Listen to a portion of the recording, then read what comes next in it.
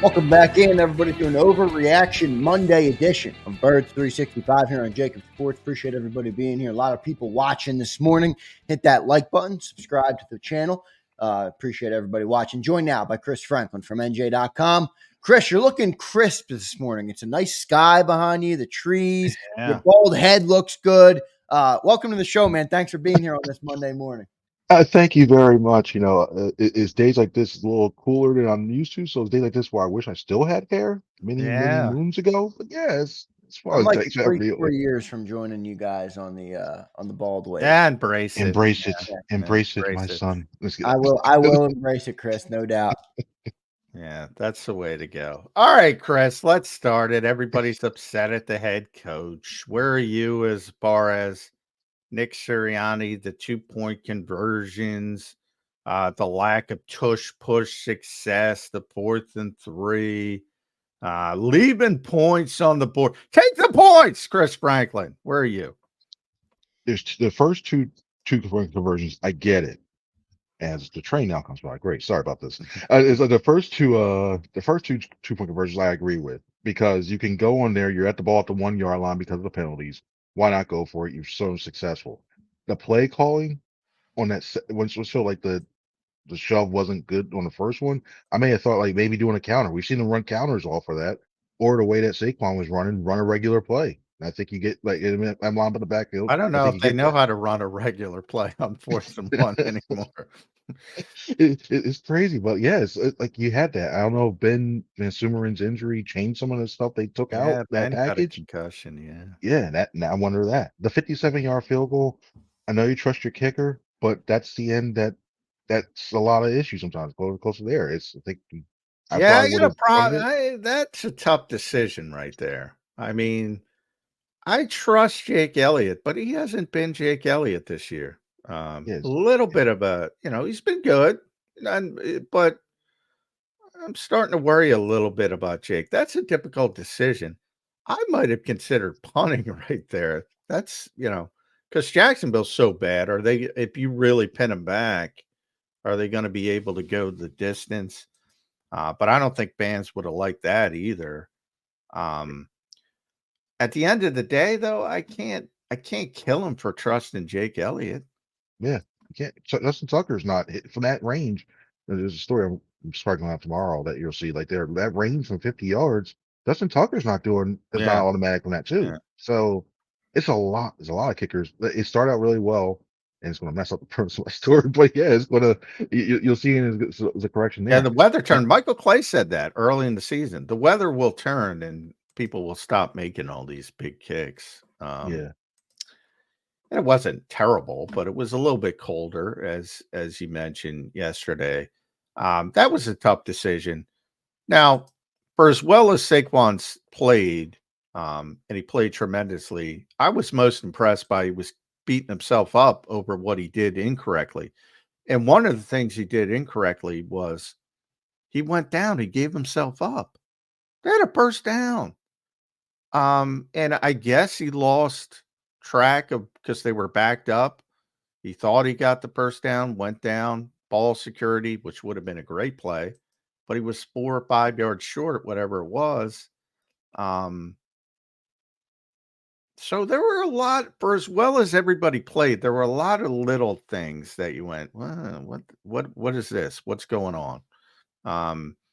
Jalen Hurts, that 4th and 3. AJ was open, man. That play was there. Yeah. Late throw, little things.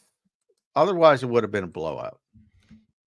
Yeah, and that's the mantra of this whole entire season. It feels like it's just we've heard things on like, okay, we're paying attention to details. We need to pay attention to details. Well, yeah, caves in, and the details. You think some of that stuff's been fixed, but there's still a lot of stuff that needs to be done.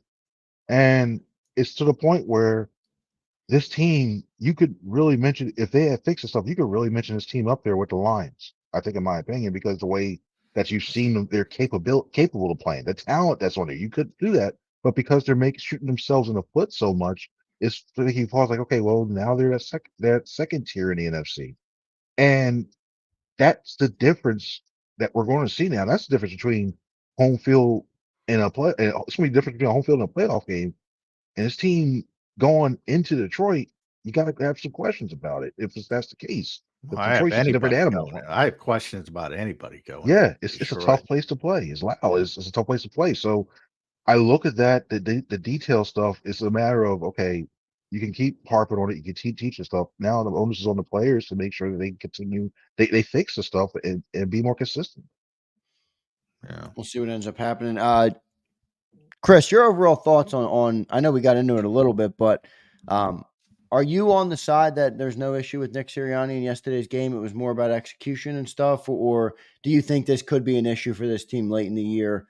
You know, because I think that's where my mind goes to when you have tighter games versus better opponents. These things are going to matter more, and if you don't have a grip on making the right decision in the right moment, it could cost you. Where are you on that line of thinking? I know it's going to sound like I'm hedging my bets on both sides, but it really is both sides on this. It's on both sides. When you look at the decision making, you're waiting for you question some of those things, like especially late in the games, and we've seen it now. It's not the first game that we've seen it. We saw the Atlanta Falcons game, Right. and so now you're at the point where you question some of those decisions. And if you're in a playoff game, tell you that was a better team yesterday. That's a loss. It really is because of a couple of things. I don't mind the aggressiveness. At times, it's got to be controlled aggressiveness. The way you do that, they pick your spots. You can be aggressive in certain spots. Just pick it. So, yeah, I don't know if he just thought he looked at the opponent and thought, "Oh, I can get away with this because it's the Jaguars or what have you," but can't do that. The players, some of it's on the players too. If the coach is showing that he has got faith in you, even if you don't like the play call you want to have, you execute it. You got to find a way to execute that thing. You have this offensive line, like those fourth and shorts that this team's done so well with. Yesterday, you just got beat flat out by the Jaguars. You got to look inward like, oh, you got beat on the interior. You couldn't get a push at the point of attack, and now you turn the ball over downs. You're not getting 2-pointers and stuff like that. So, yeah, it's By the way, and I brought that up, Chris, on the very week that everybody was so excited that Lane said, we were lobbying, let's run the football, let's be physical, let's bully everybody. And then Nick Sirianni says, hey, go bully everybody. And for some reason, the tush push didn't work. Like, I can't say that's a bad decision other than it's a bad outcome. So people don't like bad outcomes. They correlate that to bad decisions. Tush push. They're more successful this year coming into this game than last year, percentage-wise. Why wouldn't you go for it? If you see in the way, if they're out leveraging you the way they were, that's what I'm looking like. Okay, the first time, I'm like, okay, you win that one. The second time, after the second time, and they don't get it, it's like maybe we need to use one. I don't, and then you look at like, okay, I understand like you don't want to show some of your variations off of it because it's the Jaguars, an AFC, an interconference game instead of like one that counts a little bit more. So I get that, but still, after a while, you gotta trust. You can't rely on that too much. You gotta throw other things at them, other looks, because now it's getting to a point where teams know it. 31, 4th and 1. All right, yeah, we know it's coming. Okay, here we go. Just throw a wrinkle right with that. Is this the end of the tush push? No, Here we no, I'm not ready to say that. It's too early. I think it's too early. Let's pull the plug. I don't know what the DJ's going to do at the link now. They can't play push it real good after that happens. No, I can't do that. I push that, but no, it's not. I think it's still. I love that DJ. He's right in my wheelhouse. All yesterday, old school hip hop. Not yeah. So they do a good job there. But yeah, I guess from the defensive perspective, I mean, they were so good till about 9 minutes left in the third quarter. I mean, this defense has been really impressive. And, Zach Bond's playing well. Nakobe Dean, essentially a walk-off interception. Cooper DeJean's the best fourth down player in the league. And then what happened? I think they got lax. I think it was a youth thing where they got lax. They felt like, you know what, okay, we're up big. And then they were trying to move those zones around. They got pushed. They stopped talking to each other. Just like, okay, we can get by the rest of the game. That's why it looked like from up top. They let those zones go a little bit. They weren't talking as much, and you saw the gashes coming through, and they just getting 15, 20 yards a pop at will. And then you look at Tank. Tank just started running over. I'm like, okay, they started looking like, okay, we need to fix this up. Tank's a load, man. Ooh, it's for that Jaguars team. You look at them like you can see the pieces there, but just they can't put it together. But anyway, you look at the defense and you're like, what's going on? And it took the one thing I will say that we learned something from them is that they have the ability if things are down late, they have the ability to make a play because we saw it earlier in the season, we saw it last year when teams are driving. It's almost like well, let's see what the offense can do with like about 30 seconds left on the clock. Well, no, Nakobe Dean, that interception he made late, showed that he can make a play on a route that he's had trouble with so much. We Yeah. saw in practice. I like the idea from Doug. That's why I said, or Press, or whoever you want to give credit for, Jack. I thought the idea was great. Yeah. Go steal a game, man. And that was just a shitty throw by Trevor Lawrence. But Nakobe, he made a great play on it, though. Yeah. He deserves credit. But that was like overthrown, thrown to the inside. I don't know what Trevor was trying to do, but that's an example of I like that decision from Jacksonville. It didn't work out. That doesn't make it a bad decision if the players don't execute. Boy, I'm banging my head against the wall, Chris. My bald head. Nobody understands that. Nobody understands that. I thought that was a great decision to go try to win the game, steal the game right there. It's just poor execution by Jacksonville. Not that Nakobe couldn't have made. Who knows if there were a better throw? What it looks like, but yeah, I thought it was a good decision from Jacksonville. It just didn't work out. Look at it from the other perspective, and maybe people can understand it a little bit more. I'll counter for the people today. I did it for the people. Anywho, I'll counter this. You look at Press Taylor and the way that he played, and you look at the way the things he called, and there were a lot of questionable things, and it puts him to the point where they had to put on it. He got one right to the point where it's like, wow, Press got that call right. Poor Press. Press is not well liked in this town. Because he's not well liked in Jacksonville either. He bound the Philly special. He called it from a meaningless Week 18 Minnesota-Chicago game for people that don't know. I don't mean to be too mean. I apologize. The fact that he got to this level is impressive itself. But by the Philly way, always seems to get the bad brother. I'm sorry. By the way, that story, which is a true story, but I think it's funny because they've been running that play in college and high school for years. I mean, but anyway, single wings coming back, straight T's coming. See the fullbacks coming back. This league is cyclical, and everybody's going with the Fangio truth this stuff. You see the fullbacks, so everybody's going to start getting running backs to fullbacks now, and then I'll be like, you know what? Sumerin. I told Ben in the locker room this week, and I hope Ben's okay. He got a concussion, but I told him it's a little bit selfish of me, but I don't want to play in fullback because I think he could be a good linebacker. I really believe that. I really believe he's very instinctive. Now, Nakobe's playing so well, and Zach are playing so well that doesn't matter. Yeah, Ben wants to get on the field, Johnny Mac. Ben, Ben's going to get to that next contract. But I think he could be a really good linebacker. I kind of agree. You can see the athleticism for sure when he's on the field. I mean, he's definitely got it for sure. I think that's what I think the rise of Trot Jr. and what he can do. I think that makes it to the point where you need to start looking at playing fullback. The Eagles are loaded at linebacker. Oh gosh, I can't believe you're saying that right now. Are we doing a throwback day where we're talking like the 90s now? Yeah, early 2000s. What do you make of Zach Bond, Chris? I mean, the guy's been every time I look up at this TV screen, I feel like Zach Bond is making a damn play on.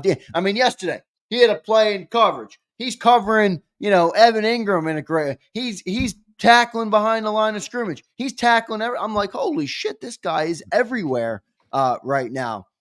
Intercepting people. It was unbelievable watching him. What do you make of what he's done this year and what he did yesterday? Now, I look back, I think the last off-the-ball linebacker that they've had was 2006 with Trot. He's going to end it. I really do. He's leading the NFC in tackles right now among linebackers, off-the-ball linebackers, at least anyway. All linebackers, actually. So I look at the way he's playing, the way his instinctiveness. I credit Vic. Vic in that front office be Yeah. able to pluck him out and say a special teams guy. No, just give it Vic, Yeah, man. The front office signed yeah, him to be an edge rusher. Don't give them yeah. credit. Give Vic credit. Give Craig. Yeah. He was Well, really think hard. about it, Chris. It's like it's like New Orleans. Oh, he's an edge rusher. We'll play him here. Good special teams player. They don't see it.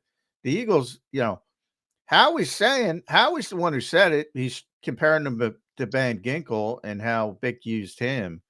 And then Vic gets here and looks at him and says, "No, I'm going to play him an all-ball linebacker."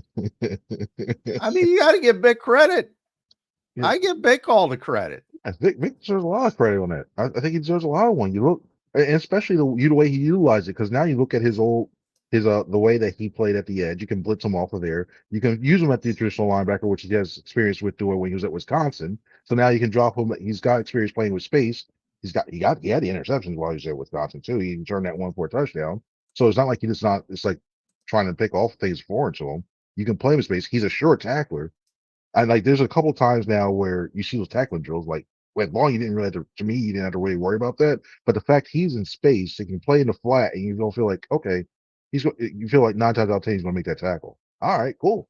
The fact you have that safety net now, you don't feel like you have 2 or 3 levels. It's like, okay, you got a good defensive line secondary in the middle there. Now you feel like you could argue right now that that linebacker spot is playing better than any of the other levels right now.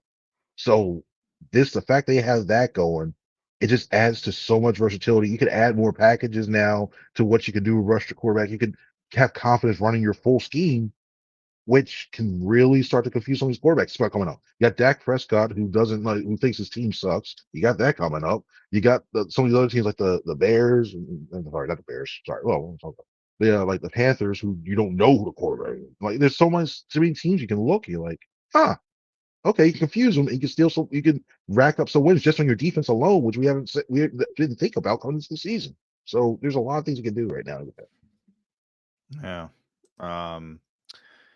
It's been impressive as a whole for defense, but there are things and that's where you want to be as a coach. There are things to nitpick. One, I would say, who's not playing well, and some people have brought it up, is CJ Gardner Johnson. I was hoping what did Vic call it? The lollipop he got against Cincinnati would maybe give him, get him going a little bit. But boy, you talked about the communication issues. I was not loving what I saw from the safeties yesterday. I think they were the main culprits. Now I haven't rewatched the game yet. Did you get a feel for who the main culprits were, especially on those 2-point It conversions? was Man, what late. were they doing? It was late. It looked like they got caught up, and sometimes it looked like they got caught up in the run action or the threat of that. So they're trying to bail out on that, which in this system, safety plays a huge role in that run support. So I think they got caught up in there. I think their eyes were looking back towards that. Also think it was one of those things where they were I think the two him and Reed, when it got late and they started making runs. I think they were playing more off and more lax, trying not to get beat. So they let their guys run inside. They got turned the wrong way. And next thing you know, they're picking them up. They're picking them apart. So yeah, I think overall they didn't have their best game of the season. When you look at CJ as a whole, I think it's just one of those things where I don't know if need to get him back more in the flow of playing near the line of scrimmage, because he seems a lot more comfortable and better doing that as opposed to like just sitting back there and then trying to cut out the route. So I don't know if you just need to mix them up sometimes. Just say, hey, okay, get them that feel like that slot corner from time to time, just to get them involved and reading a little bit better. So it takes that back with them in the back. But yesterday wasn't one of his better games of the season.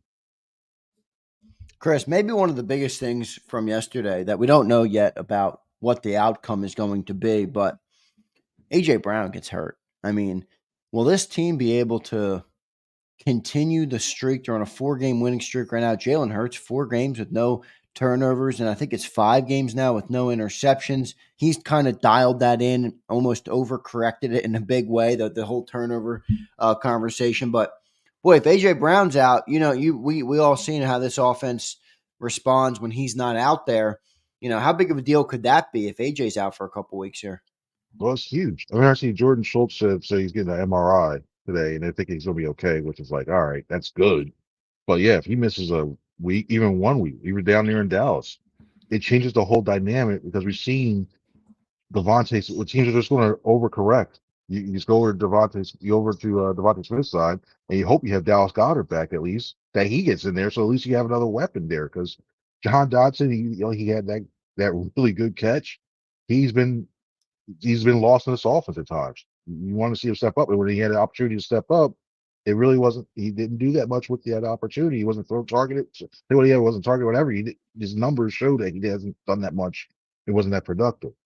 The ability for AJ Brown to garner all that attention in the back, it leads to so much stuff because you got to pick your poison. Are you going to stop AJ Brown? Okay, you got Saquon's going to go off, or you got Devontae, and you look at it now, they're going to have to rely more on that play action. If they don't rely on that play action, it's not hitting, you're going to be scratching out wins instead of making it a little bit more comfortable, which, even though you look at yesterday's results, they should have been bigger. But yeah, it's all about the story. And by the way, I saw Dallas walking out. Dallas and Dallas, that's the plan. Dallas Goedert. So hopefully he'll be back. And then It is funny how much Calcaterra gets involved right now in the passing game. It feels like they didn't do that with Goddard, no, and maybe they found something. I thought one of the most positive points of that game was Jalen Hurts in the dump off game because typically he hasn't liked to do that, and he used Saquon and Grant sort of a little bit more in the dump off game. Then they got away from it late, but still, I thought that was a positive. Um, I where are you on the Bryce Huff conspiracy? Barely played. I'm told when he did play, it was late, which Nick mentioned a hand injury. But if he had a hand injury, as some people pointed out, well, why is he coming in late? As opposed to just trying to fight through it, then it would explain it better. Did they bench Bryce Huff right in front of our eyes, or are you buying the injury? I'm not.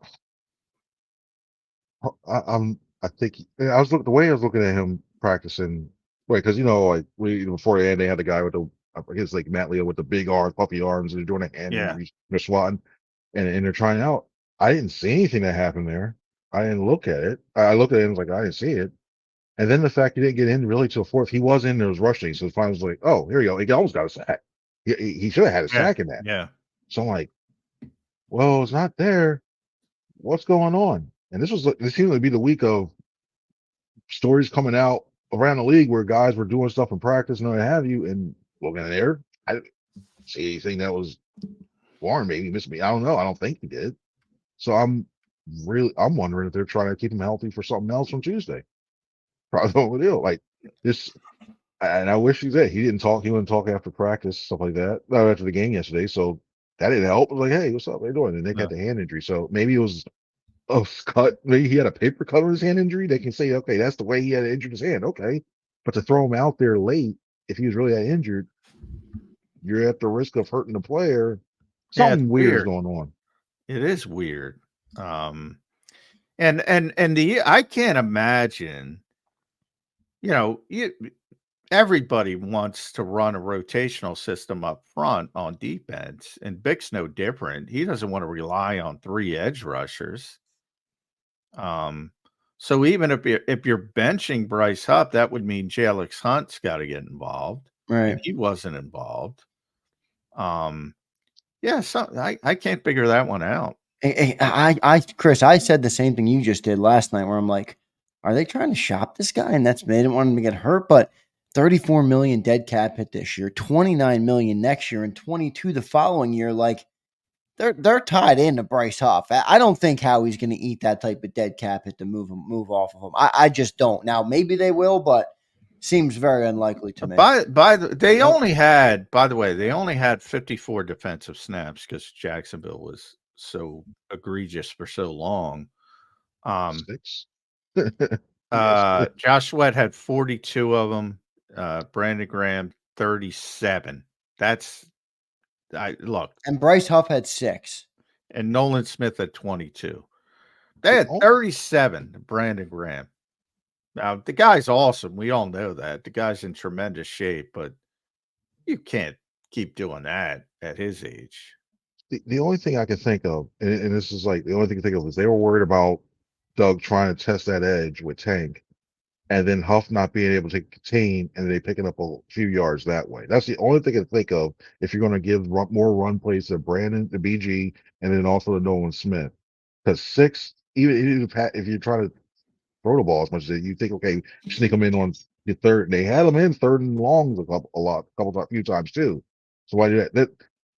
There's more to the story that we know right now, and that's the fun thing with because me and everybody else, really you, John, and everybody else, we're going to try to get out of them because Yep. it's weird. It really is Yeah. weird. I hope he talks this week. Chris, really last do. question, man, before we let you go. We appreciate you joining today on an overreaction Monday. You don't want Nick Sirianni fired, do you, Chris? Nah, you know what? And the thing is, I know it's not going. A lot of people are not going to like it. I think he's a good coach.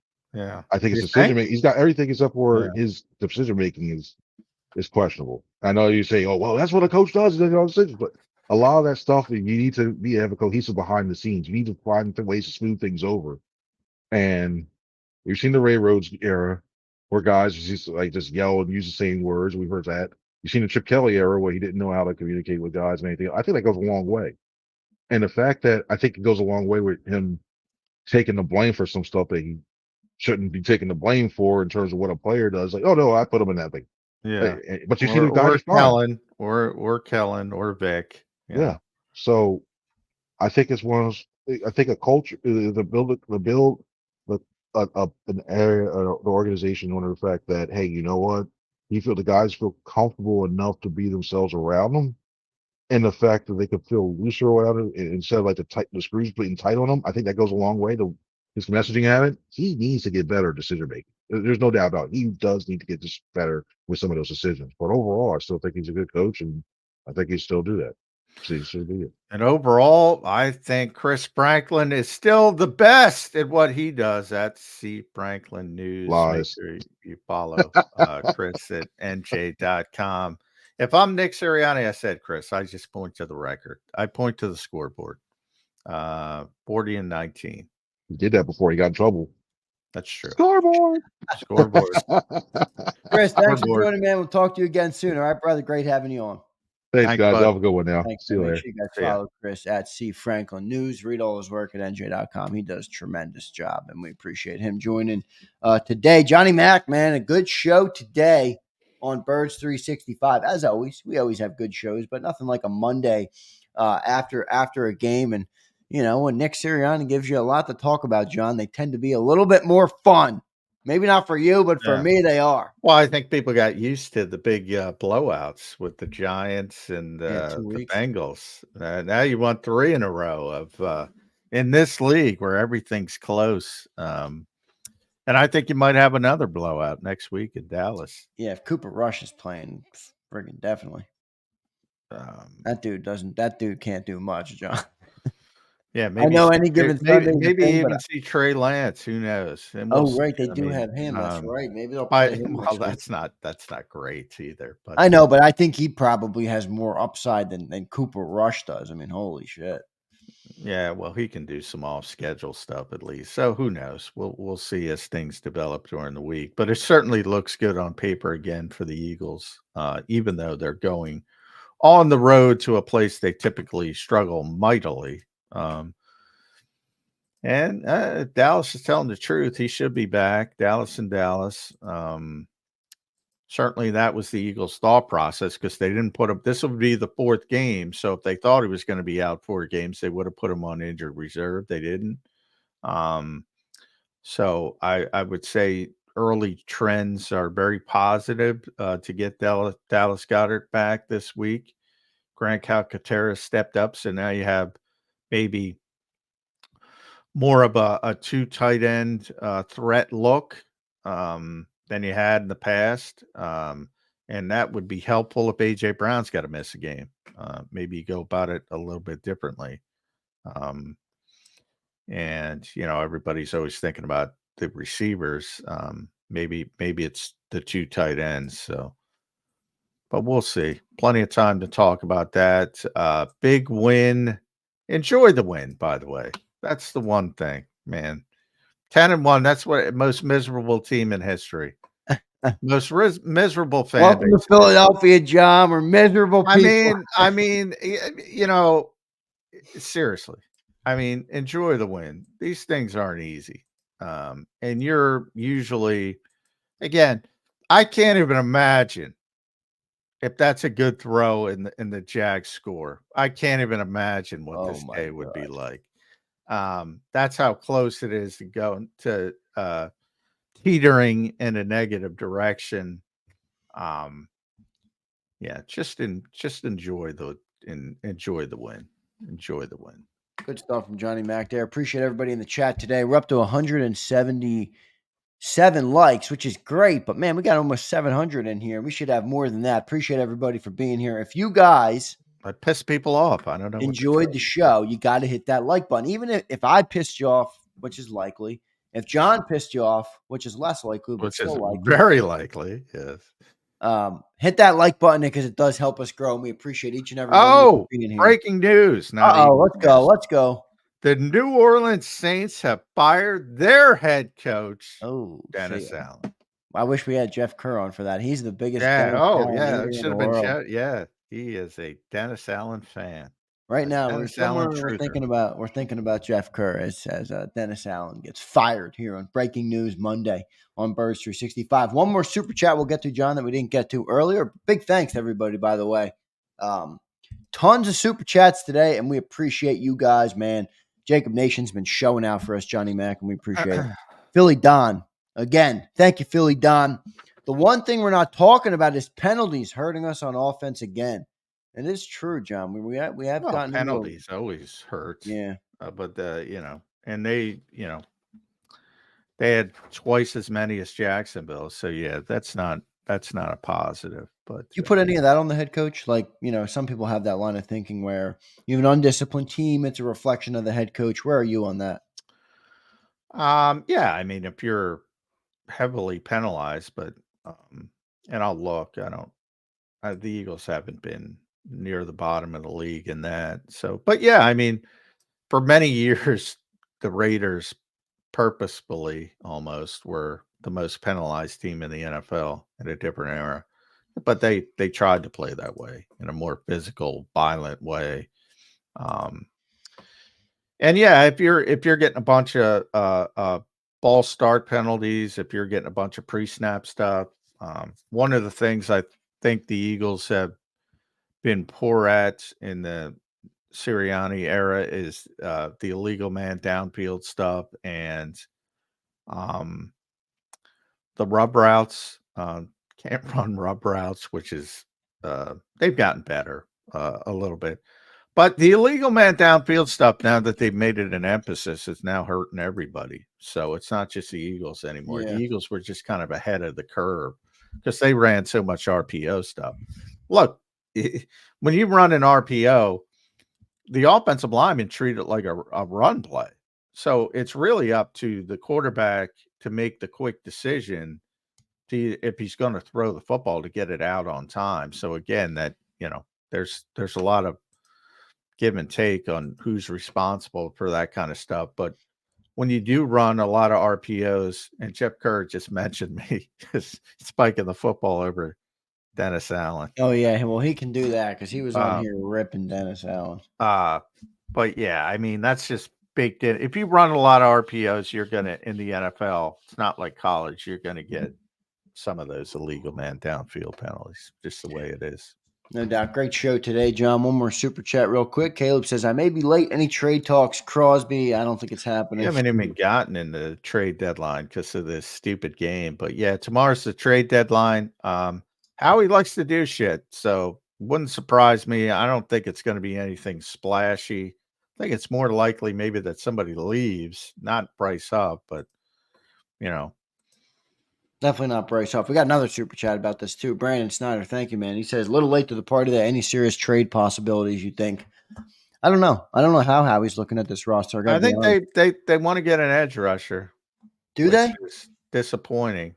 Do they want to get an edge? I mean, look, played the guy 6 snaps. I know, but they paid the money to him, and then you have to think about how he giving up. I more also picks, think, it's also about Brandon and how many snaps he's taken. It's also about Nolan. I know people were excited, but it's not a finished product.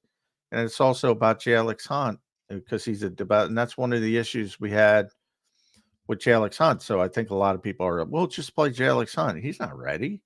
So, if you think you're a Super Bowl contender, and I think the Eagles have always thought that, they need a more consistent pass rush.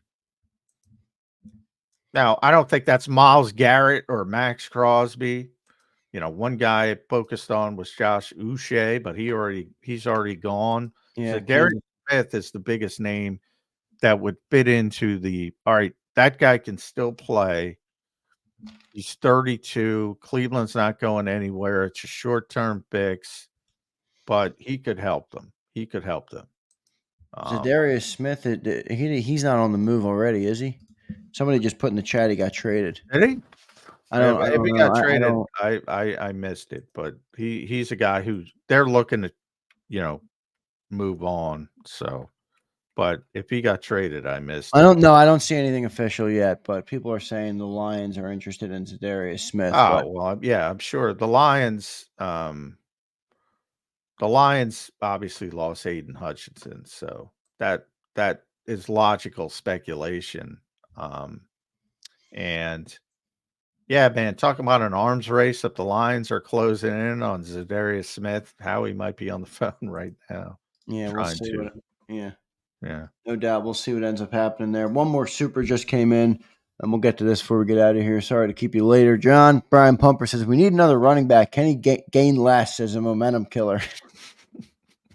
Get me another starter. I love Brian. John, tell the people they're not going to invest more assets in running back. No. Kenny's a fine backup, but you don't want him. Look, you don't replace players. We've seen it with AJ Brown. Same thing with Saquon Barkley. It's not. You can't replace Saquon Barkley with another Saquon Barkley. Kenny Gainwell's a fine backup running back. There's no issues there, and Will Shipley's got some upside as well. So.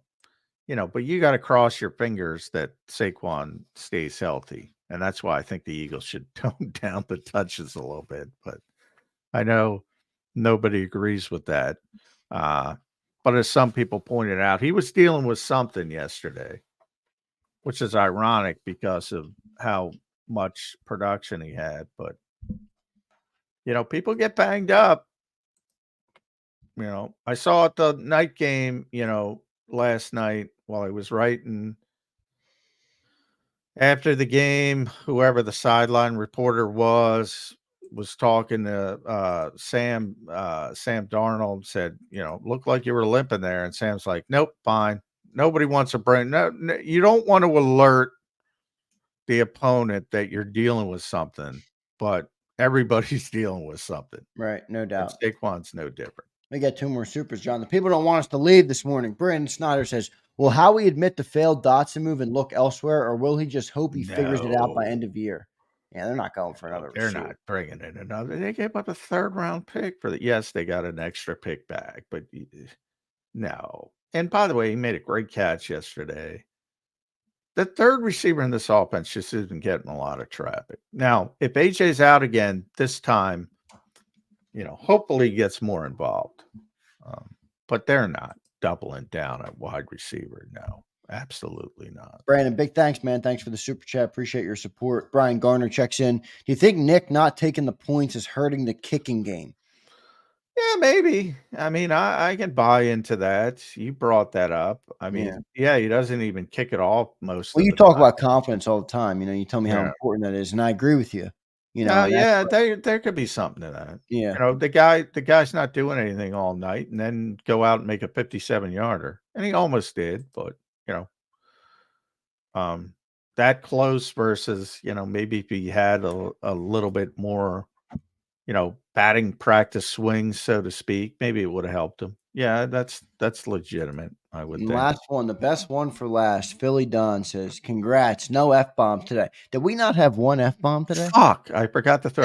See what I did there? You took See it what I right did? out of my mouth. That's Yeah. where I was going, Johnny Mac. A Fuck, big did I? fuck today because we got to get one in there. Did we miss? I don't think we. I Right. couldn't. No, I based don't on the think way I the did. post-game I show think went, I I did. thought it was going to be filled with. I'm more F-bombs. disciplined today. Yeah, John, the coaching excelled today, and John came out strong today with no F-bombs. Great stuff, everybody. Johnny Mac, great show today, my man. We will catch you tomorrow on Birds 365. Big thanks to everybody in the chat. Did we get up over 200 likes? We are. We're up to 206. Big thanks to everybody. Try and get me to 250. Can we? 250 in the last 2 minutes or in the last minute that the outro plays? Smash that like button on your way out. John, great show, man. Catch you tomorrow on Birds 365. All right, brother? Thanks, everybody. Thanks, everybody. Hit that like button. We'll catch you tomorrow. Make sure you tune in 2 to 6 today. Cilio's show is going to be a big one. See you then, everyone.